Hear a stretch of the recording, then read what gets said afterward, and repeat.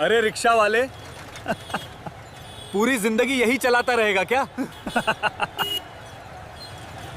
जिस रिक्शे वाले को लोग रोज गालियां देकर सड़क से भगाते थे, एक दिन उसी के सामने पूरी पुलिस फोर्स सैल्यूट मारकर खड़ी हो गई।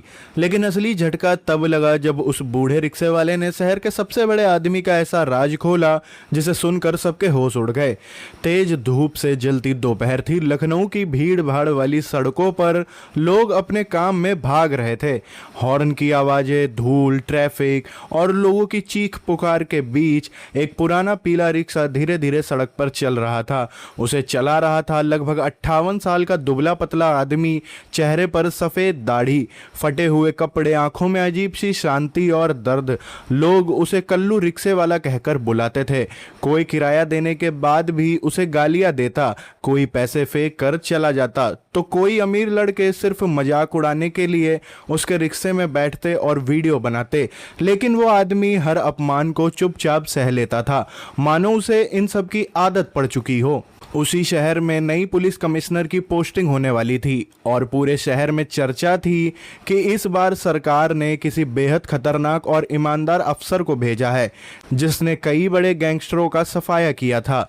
लेकिन किसी ने उस अफसर का चेहरा नहीं देखा था क्योंकि वो हमेशा गुप्त तरीके से काम करता था। उसी बीच एक दिन शहर के सबसे बड़े होटल के बाहर कुछ अमीर लड़के शराब पीकर बाहर निकले और उन्होंने मजाक के लिए कल्लू के रिक्शे को रोक लिया और कहा, ओह बूढ़े, चलाएगा हमें? सब जोर जोर से हंस रहे थे। कल्लू ने धीरे से सिर हिलाया और उन्हें बैठा लिया।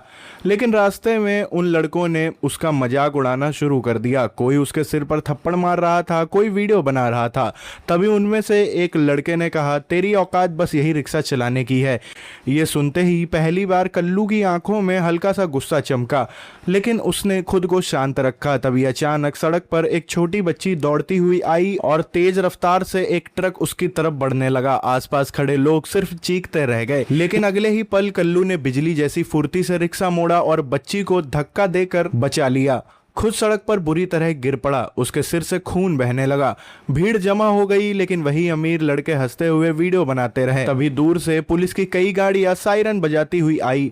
पूरा इलाका घेर लिया गया। लोग डर कर पीछे हट गए। सबको लगा कोई बड़ा नेता आया होगा। लेकिन अगले ही पल शहर के डीएम और बड़े बड़े पुलिस अफसर तेजी से कल्लू की तरफ दौड़े और फिर जो हुआ उसे देखकर पूरी सड़क सुन्न रह गई। एक आईपीएस अफसर ने कांपते हुए सलाम ठोका और कहा, सॉरी सर, हमें देर हो गई। ये सुनते ही वहां मौजूद हर इंसान का मुंह खुला का खुला रह गया। वही बूढ़ा रिक्शे वाला धीरे धीरे उठा, अपने चेहरे का खून साफ किया और पहली बार उसकी आवाज गूंजी, मैंने कहा था ना, इस शहर में कानून अभी जिंदा है। तभी डीएम ने सबके सामने घोषणा की, मिलिए, ये है शहर के नए पुलिस कमिश्नर अरविंद राठौर। पूरा माहौल जैसे जम गया।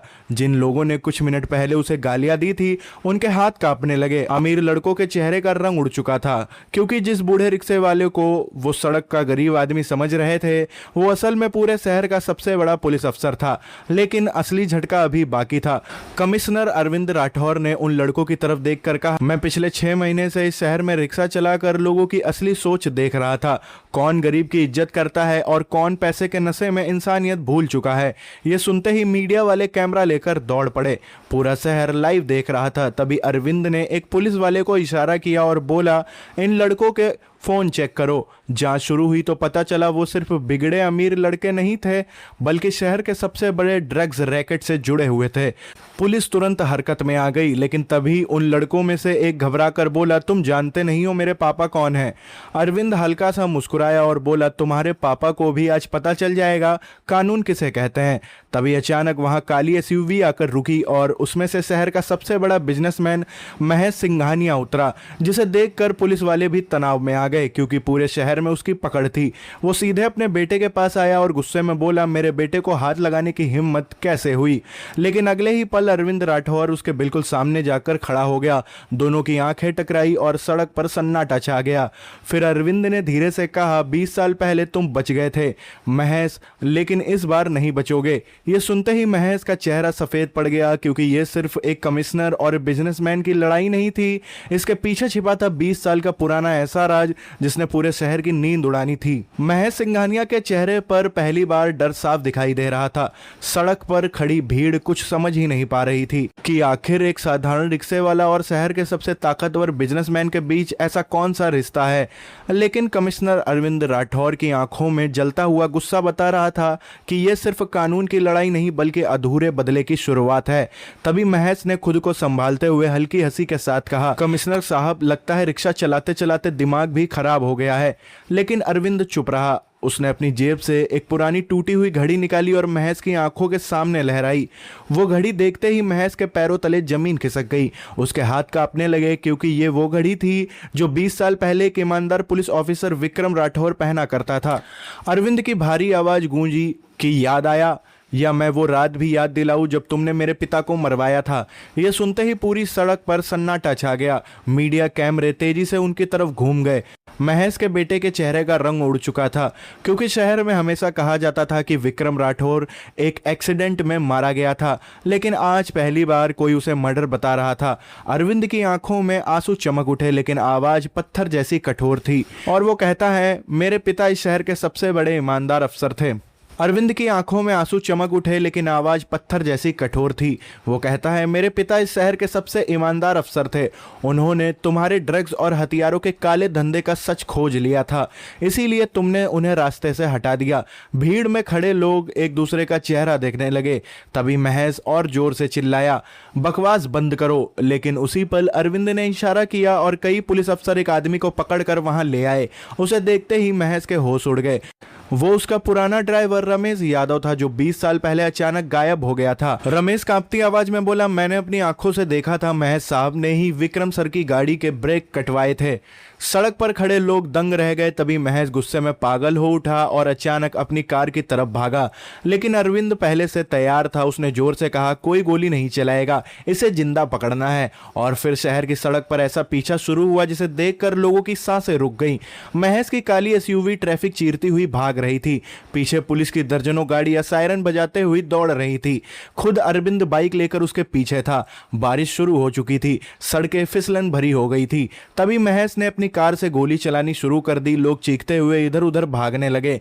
लेकिन अरविंद की नजर सिर्फ एक चीज पर थी, अपने पिता के कातिल को खत्म करना। आखिरकार शहर के पुराने पुल पर महेश की गाड़ी फिसल गई और रेलिंग तोड़ते हुए आधी हवा में लटक गई। पुलिस ने चारों तरफ घेर लिया। अरविंद धीरे धीरे उसकी तरफ बढ़ा। महेश का चेहरा दर्द से पीला पड़ चुका था। उसने कांपती हुई आवाज में कहा, पैसे चाहिए, सत्ता चाहिए, जो मांगोगे दूंगा।